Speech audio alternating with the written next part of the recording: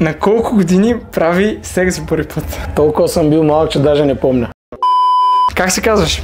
Мирослав Петков. Петко Димитров. Какво работиш? Менеджер съм на Клуб 33. По принцип съм диджей, но още по принцип съм инженер Петков. Добре. Кажи ми, Петко, по-фолк или хаус? Хаус, разбира се. И от двете, по 50%. Любим по-фолк изпълнител? О, много са. Ще обида страшно много хора. И много са ми приятели, така че... Нямам такъв. Любим диджей? Много са, но Марк Найт, Армин Ван Бюрен, Тиесто, примерно. Маскота. Кажи ми, що за човек е Петко? Строг, но справедлив. Що за човек е диджей Маскота? С една дума, пич. Страшен пич. Готин е много. Аз го преоткрих и като човек, и като професионалист, и много се кефа, че е част от екипа. Бира с цаца или уиски с въстъци? По-скоро уиски с бира. Бира с цаца. Паржола или салата с киноа? Много зависи каква паржола, но най-вероятно салата с киноа. Салата с киноа и малко пържола отстрани е най-добре. Море или планина? О, разбира се, че море. Море. Тек за една вечер или дългосрочна връзка? Дългосрочна връзка. Аз съм женен, така че трябва да внимавам какво отговарям. Янче, да знаеш, ти знаеш всъщност. На колко години прави секс за първи път? Толкова съм бил малък, че даже не помня.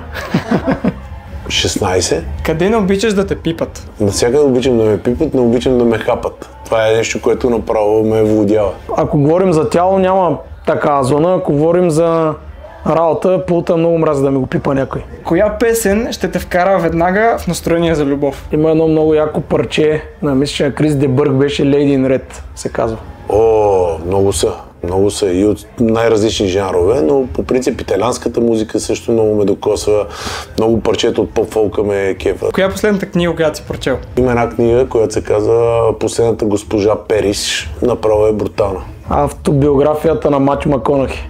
Светът е оцелял, защото? Е слушал музика. Защото има обич. Кое е най-дивото нещо, което си правил? Те са страшно много неща.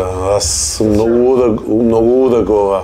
Много луда глава и след време, като си върна лентата и се сета какво съм направил, и викам, боже, аз не съм нормален. Но съм много екстремен тип. Много обичам екстремните спортове и секса. Иначе сещам и за купоните студент си играт, но до там ще спра. Един месец без жена си или един месец без да стъпиш в клуба? Може би един месец да не стъпвам в клуба. По-трудно ще ми е да съм един месец без Яна. Кога парите няма значение?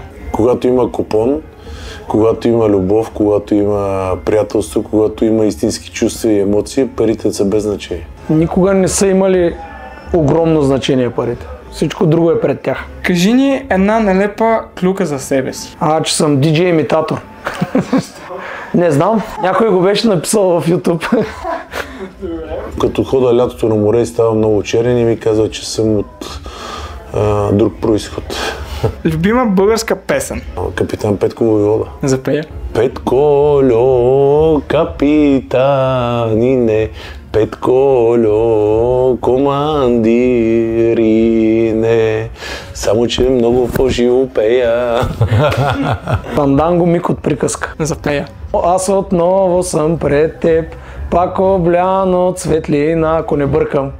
На сцената за миг поне. От какво се страхуваш? От много неща, но се боря постоянно с тях, да преодолявам страховете, макар че е хубаво да има винаги нещо, което да те е страх, защото те мотивира да ставаш все по-добър. Имам си много страхове, но не искам да ги споделям. За какво мечтаеш? Да имам вътрешен мир. За по-голяма сцена. Какво би казал нашите зрители от Party Hub TV? Пожелавам им да бъдат здрави и да слушат любимата си музика и да бъдат много често наши гости. Ами да ви гледат, много сте забавни, много ви се кефа, стискам ви палци и се радвам, когато съм заобиколен от такива млади хора като вас, защото ме зареждат и хора заобикалите се точно с такива хора, които ви карат да се усмихват, а вие сте точно такива и ви желая цялото щастие на света, момчета.